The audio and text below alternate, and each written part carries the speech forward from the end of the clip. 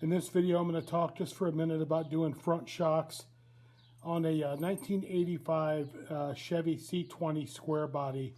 And this video will be a little bit different than some of the other ones on the internet because I ran into something a little different and I was unable to find any videos like it, so I'm making this one.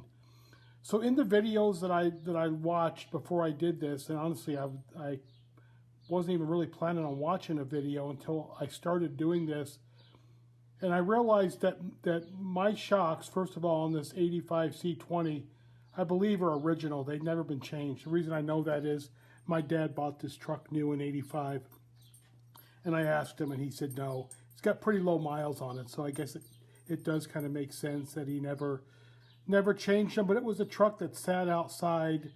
It was a kind of a farm ranch vehicle.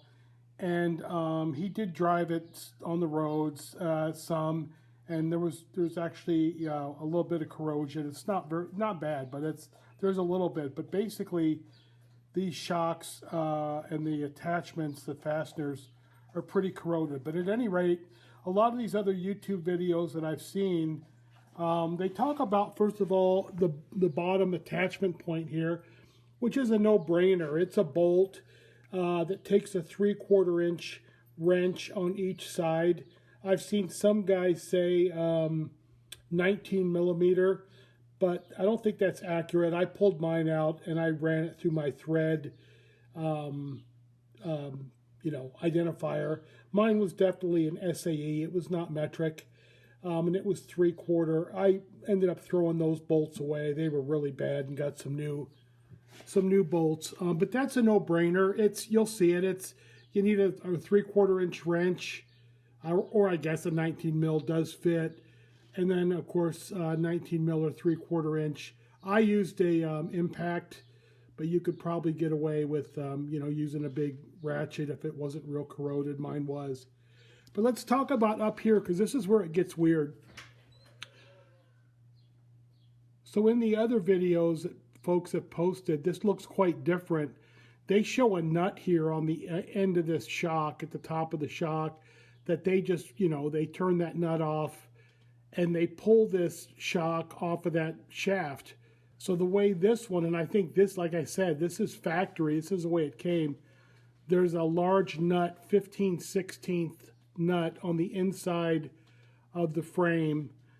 And if you take that nut off, you can just pound this pin out, and it just comes right out. But the problem is I couldn't get the nut off. The nut was just like welded on with corrosion. I used a 3-foot breaker bar with another 3-foot piece of iron pipe on the end, and I could not budge it. So I'll show you what I did on the other side. I'm probably going to have to do it here. I hope not, but I'll show you on the other side what I had to do for my solution. So definitely not rocket science here. What I had to do, I could not get that nut off the other side. So I took my grinder with a cutoff wheel. I cut that shaft off as close as I could to the frame. I got it within, I don't know, maybe 1/4 inch, 3/8 of an inch. And then, of course, then the shock was out of the way. And then I just took my grinder and I just ground it down. And then I took a punch right here and a ball peen hammer and just, hit it a couple times, and it just popped through on the other side. It's good, but it was a pain in the ass. It took me, I don't know, probably about 15 minutes of grinding to make it work. So anyway, if you see videos and you look at yours and you don't have a nut on the outside, like seems like every video has a nut, and you don't have that, you have what's like, just looks like a big welded on flat washer. You have probably the original factory shock pins, and yeah, it's one nut to take them off, and if you can't get the nut off, you're going to have to grind it off. And so your new shocks are going to come with some hardware to put your new spindle or stud in there for the top of the shock. I've kind of mocked it up how it goes. Obviously, you've got big nut, washer. You're going to have the frame, then another washer, Then the other big fixed nut is going to be on the outside of the frame, you know, closest to the tire. With then a washer, and then of course your shock, and then the washer with the smaller hole in it fits on the very tip of the shaft there, and then of course your nut. And that pretty much is, I think, how it goes. I hope. There weren't really any instructions, but that's what made sense to me. So let's talk just for a minute about compressing shocks. So you want to compress these shocks before you install them, because if you don't, you have to get a hold of them, manhandle them, and try and wrestle them into position under the car. And I mean, years ago when I was a young dude, I did it that way and could do it. I know I couldn't even do that now. This is way easier, so I just compress them ahead of time. You can use wire, like safety wire. You can use, in this case, I'm using survey twine. But basically, you just set this shock up on your workbench, put your weight on it, compress it down. I make a slip knot, just a simple square knot slip knot, and I put it over the top, and then I wrap it around the bottom here a couple times. I compress it down, and when I get it compressed, I just pull it tight. Then I bring it back up, wrap it around, do a couple figure eights, and I call it good. Once I get it installed, which I'll go into that here in just a minute, how I do that. Then I just take a pair of diagonal pliers and I just cut this twine loose and throw it in the trash. That's how I do it.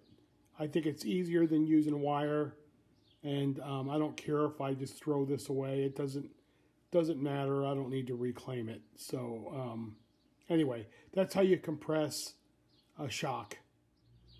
Now I think it's much easier to put the bottom in first, right? And then you've got your top up here, which you're trying to get lined up with the spindle. You know, so what I do, I find it easier to take my bottle jack under here, which is on the frame, and I will slowly jack the frame up until I can just slide that on. I've tried it where the frame is actually higher, and then I release the pressure on the jack, right? The relief valve, and the frame comes down, and as it comes down, you try and slide that on. It's more difficult. You have so much more precision if you're jacking the frame up for alignment than using the valve and bringing the frame down.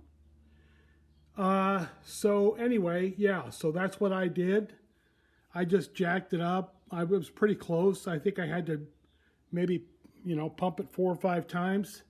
It lined up perfectly. I slid it on. Now I'm going to tighten my nuts up, bottom and top, and when they're good and tight, I'm just going to take some diagonal pliers and just cut this twine, and then I'm done. And again, I went with new hardware down here. My other original hardware was just trashed, totally corroded. I went with grade 8. I probably didn't need to do that. I just didn't know, so you know, you're always safe with it, so I went with it. So that's it. It's all done. I cut the survey string with diagonal pliers, tightened down all the hardware. So that's how you install front shocks on this particular model, which is a 1985 Chevy C20 pickup square body. Hope that helps somebody out.